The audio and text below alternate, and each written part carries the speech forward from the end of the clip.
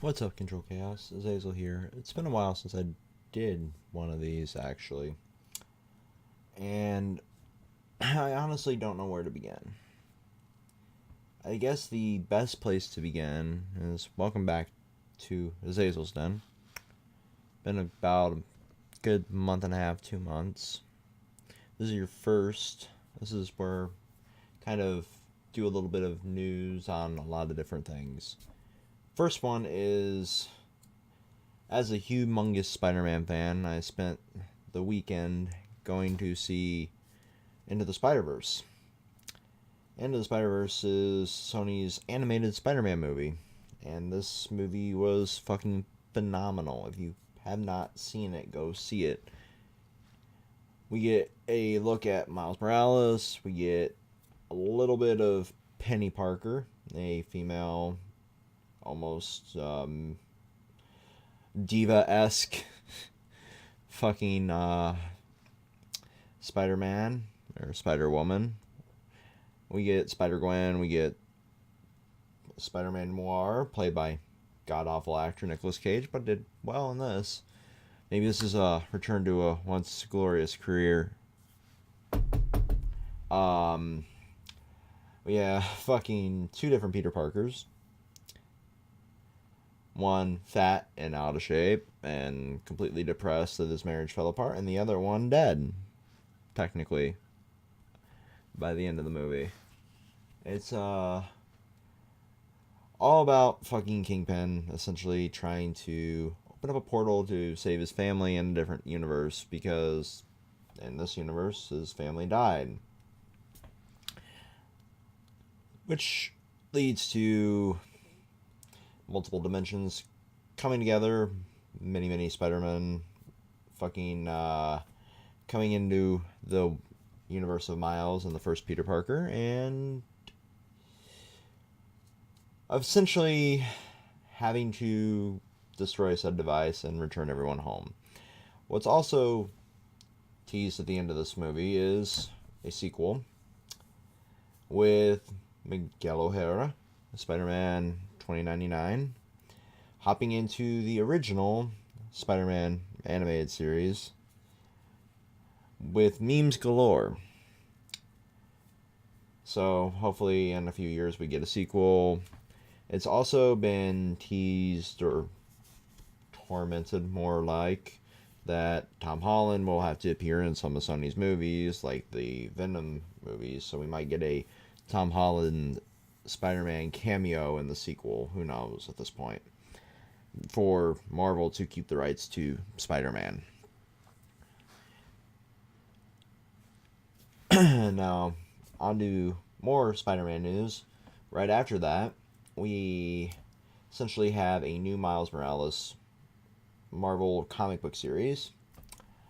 We have a Spider-Man game comic book series coming in the new year.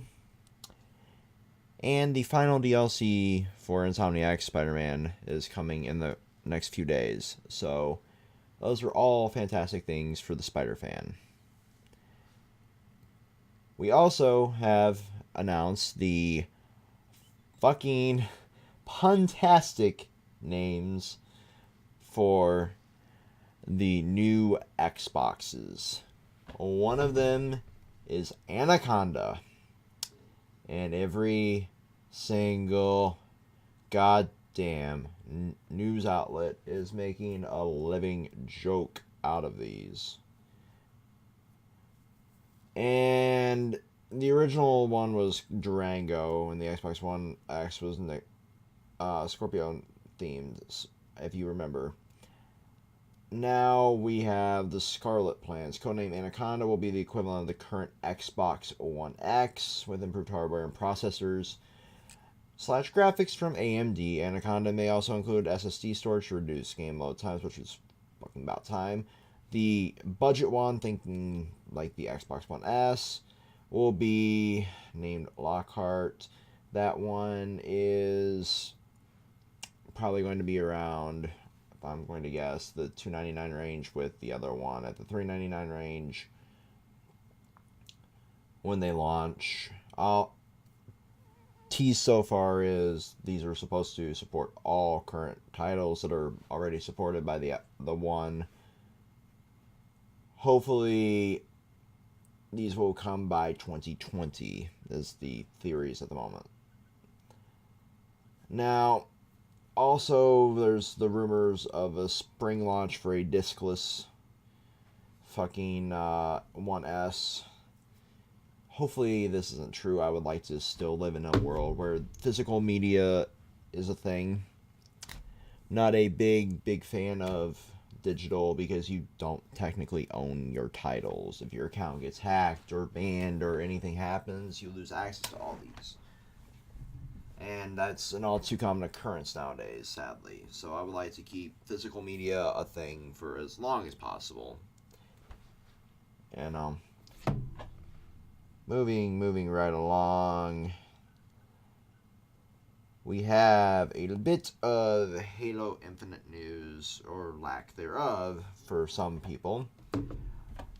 Halo Infinite developer has no interest in a Battle Royale mode, stating that the only BR that we are interested in is a battle rifle. I cannot be happier because I want to see Battle Royale games die in a fiery inferno at this point. Fuck Fortnite, fuck PUBG, fuck Realm Royale, fuck Blackout, fuck Battlefield 5's yet to be released Battle Royale. I am so sick and tired of this fucking trend. Not because they're bad games, but because they've been milked until the fucking trend was worthless. I'm all for innovation and new genres appearing, but when every developer cashes in on it and makes their own version simply for a quick buck, no matter how shoddy the product, we have reached a problem state in gaming. So hopefully this trend is dying now that fucking 343 has said fuck Battle Royale. Because when one of the bigs say fuck this trend, you think many more will follow.